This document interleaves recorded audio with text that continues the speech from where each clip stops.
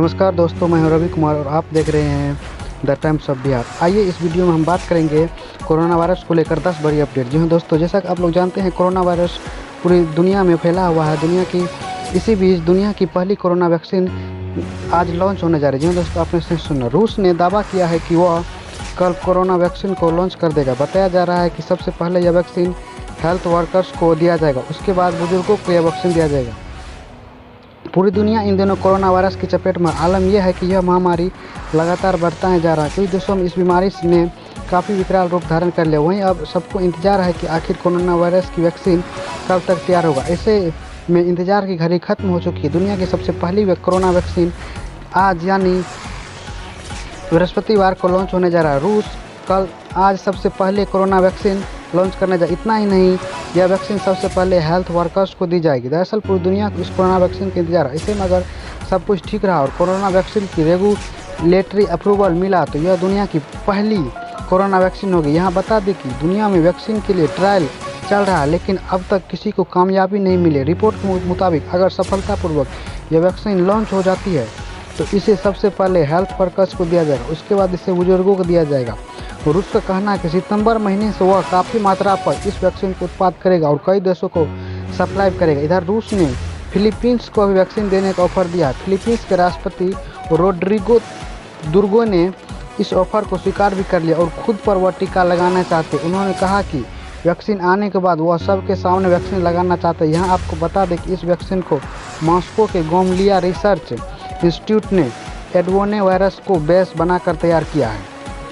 इधर रूस में ही इस वैक्सीन का विरोध शुरू हो गया।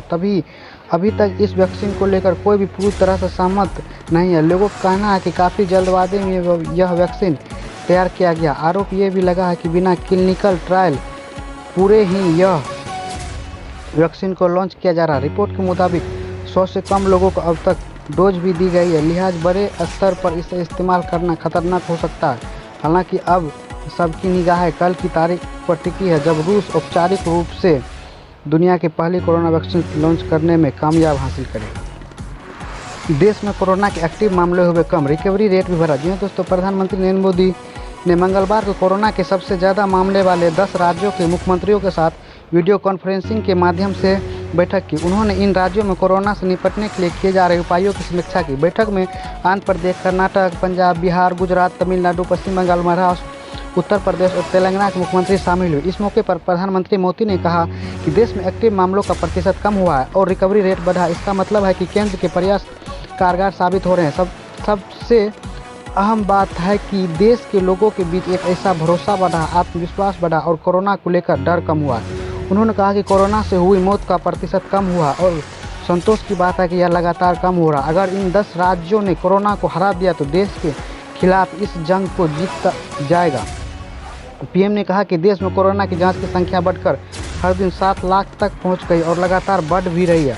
अस्पताल में बेहतर प्रबंधन, आईसीयू बेड्स की संख्या बढ़ाने जैसे प्रयासों ने कोरोना को नियंत्रित करने में बहुत मदद की है। जिन राज्यों में टेस्टिंग दर कम है और जहां पॉजिटिविटी रेट ज़्यादा, वहां टेस्टिंग बढ़ाने की ज़रूरत सामने आई है। खासतौर पर बिहार, गुजरात, उत्तर प्रदेश, पश्चिम बंगाल, तेलंगाना, यहाँ टेस्टिंग बढ़ाने पर खास बल देने की बात इस समीक्षा में उभर कर सामने आई है। प्रधानमंत्री मोदी ने कहा, एक्सपर्ट के मुताबिक अगर हम शुरुआत के 72 घंटों में ही केस की पहचान कर ले तो ये संक्रमण के काफ़ी हद तक धीमा हो जाता है। उन्होंने कहा कि आज टेस्टिंग नेटवर्क के अलावा आरोग्य सेतु ऐप भी हमारे पास है। आरोग्य सेतु की मदद से हम यह काम आसानी से कर सकते हैं। इन राज्यों में ज़मीनी हकीकत की निरंतर निगरानी करके जो नतीजे पाए गए, सफलता का रास्ता उसी से बन रहा है। उन्होंने कहा कि राज्यों के अनुभव की ताकत से भी यह लड़ाई पूरी तरह से जीतेगा और नई शुरुआत होगी। वहीं दोस्तों, बिहार की बात की जाए तो बिहार में अभी तक कोरोना नहीं थम रहा। अभी तक 80,000 के पार कोरोना संक्रमित मरीज पहुंच चुके हैं और 450 की मौत हो चुकी है। बिहार में कोरोना का कहर लगातार जारी है। राज्य भर में संक्रमित मरीजों की संख्या सोमवार को 80,000 को पार कर गई। सोमवार को राज्य में 3021 नए मामले सामने आए, जिसके साथ ही राज्य में कोरोना संक्रमितों की संख्या 82,741 तक पहुंच गई, जिसकी जानकारी राज्य के स्वास्थ्य विभाग द्वारा जारी रिपोर्ट में दिया गया। बिहार स्वास्थ्य विभाग के द्वारा सोमवार को जारी रिपोर्ट में कहा गया है कि सोमवार को 3021 नए मामले सामने आए, जिससे राज्य में कुल कोरोना मरीजों की संख्या 82,741 पहुँच गई है। राज्यों में पिछले 24 घंटे के दौरान 21 संक्रमितों की मौत हो गई है। जैसे बता दें कि पिछले 24 घंटे के दौरान 2824 कोरोना संक्रमित स्वस्थ होकर अपने घर जा चुके हैं। राज्य में अब तक 54,139 संक्रमित स्वस्थ हो चुके हैं। बिहार राज्य में कोरोना संक्रमित व्यक्तियों की रिकवरी रेट 65% है। बिहार में कोविड-19 के फिलहाल 28,151 सक्रिय मरीज। 24 घंटे के दौरान 75,346 नमूनों की जांच हुई है। इस तरह राज्य में अब कुल 10,97,252 नमूनों की जांच हो चुकी है। स्वास्थ्य विभाग की रिपोर्ट में कहा गया है कि राज्य में पिछले 24 घंटे के दौरान 21 कोरोना संक्रमितों की मौत हुई है। राज्य में अब तक कुल 450 कोरोना संक्रमितों की मौत हो चुकी है। पटना जिले अभी भी संक्रमितों के मामले में पहले स्थान पर बना हुआ है। पटना जिले में सोमवार को 402 मामले सामने आए, जबकि बेगूसराय में 171, बक्सर में 179, पूर्वी चंपारण में 141, मुजफ्फरपुर में 114, समस्तीपुर में 116, सारण में 113, वैशाली में 149 और पश्चिमी चंपारण में 108 नए संक्रमित मिले हैं। पटना में अब तक कुल 13,892 संक्रमितों की पहचान हो चुकी है।